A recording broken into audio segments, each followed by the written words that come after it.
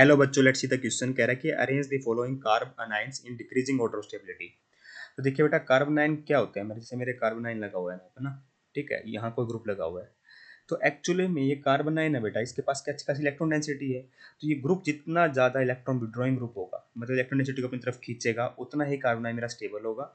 ठीक है, और जितना ज़्यादा बेटा इलेक्ट्रॉन डोनेटिंग हुआ, अगर ये ग्रुप इलेक्ट्रॉन डोनेटिंग होता है तो क्या करेगा, इलेक्ट्रॉन देगा। और जिसके पास पहले से इलेक्ट्रॉन है बेटा, अगर उसको और इलेक्ट्रॉन मिले तो वो क्या करेगा, इसको डिस्टेबलाइज करेगा, है ना। क्या करेगा बेटा, डिस्टेबलाइज करेगा। बस ये देखना है हमें।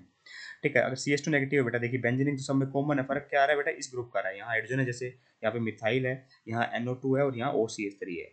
तो हाइड्रोजन चलो ना बेटा, ना इलेक्ट्रॉन डोनेट करता है, ना एक्सेप्ट वो विड्रॉ करता है। ठीक है, पर CH3 क्या बेटा मेरा क्या लगाता है, प्लस आई इफेक्ट भी लगाता है, प्लस H इफेक्ट भी लगाता है, मतलब ये इलेक्ट्रॉन डोनेटिंग इफेक्ट ग्रुप है। तो ये क्या करेगा, डिस्टेबलाइज करेगा। अगर आप 1 और 2 में कंपेयर करोगे तो बेटा कम से कम हाइड्रोजन डिस्टेबलाइज तो नहीं कर रहा, चलो भले इलेक्ट्रॉन विड्रॉ ना कर रहा हो, इस कारण से बेटा मेरा 1 वाला ज़्यादा स्टेबल होगा सेकंड से। तो थर्ड को लागू बेटा, NO2 बेटा हाईली इलेक्ट्रॉन विड्रॉइंग ग्रुप है, माइनस M इफेक्ट भी लगता है, माइनस आई इफेक्ट भी लगता है। ठीक है, माइनस M का मतलब बेटा मेरा मेजोमेरी इफेक्ट और इलेक्ट्रॉन विड्रॉइंग इफेक्ट लगाता है। ठीक है, काफी स्ट्रॉन्ग इफेक्ट होता है बेटा मेरा मेजोमेरिक इफेक्ट, उसके बाद आता है बेटा मेरा हाइपर कंजुगेशन, फिर इंडक्टिव इफेक्ट आ रहा होता है।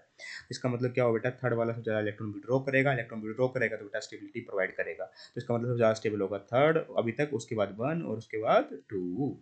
फिर बेटा फोर्थ में ये तो बेटा इलेक्ट्रॉन डोनेटिंग ग्रुप मिल गया, वो भी प्लस M इफेक्ट लगाने वाला। तो ये हाईली डिस्टेबलाइज कर देगा बेटा। तो अगर आप कंपेयर करोगे 2 और 4 को भी कंपेयर करो, वहाँ केवल प्लस आई लग रहा था या और प्लस H लग रहा था, और प्लस M बेटा मेजोमेरी इफेक्ट ज़्यादा डोमिनेटिंग होता है, इस कारण से बेटा ये ओवरकम कर जाएगा। तो सबसे कम स्टेबल बेटा फोर्थ वाला ही होगा। सो 1 से कंपेयर करोगे तो बेटा देखिए 1 वाले में कम से कम कोई इलेक्ट्रॉन, चलो मान लिया इलेक्ट्रॉन विड्रॉइंग नहीं है, इलेक्ट्रॉन डोनेटिंग तो नहीं था बेटा, यहाँ पे तो हाईली इलेक्ट्रॉन डोनेटिंग ग्रुप है फोर्थ वाले में। तो सबसे कम स्टेबल होगा बेटा फोर्थ, क्योंकि जिसके पास इलेक्ट्रॉन डेंसिटी पहले से उसको और इलेक्ट्रॉन मिलेंगे तो बेटा वो डिस्टेबलाइज ही होगा। ठीक है, तो सबसे ज्यादा स्टेबल होगा 3 1 2 4 है, ये ऑर्डर बन जाएगा 3 1 2 4 होगा।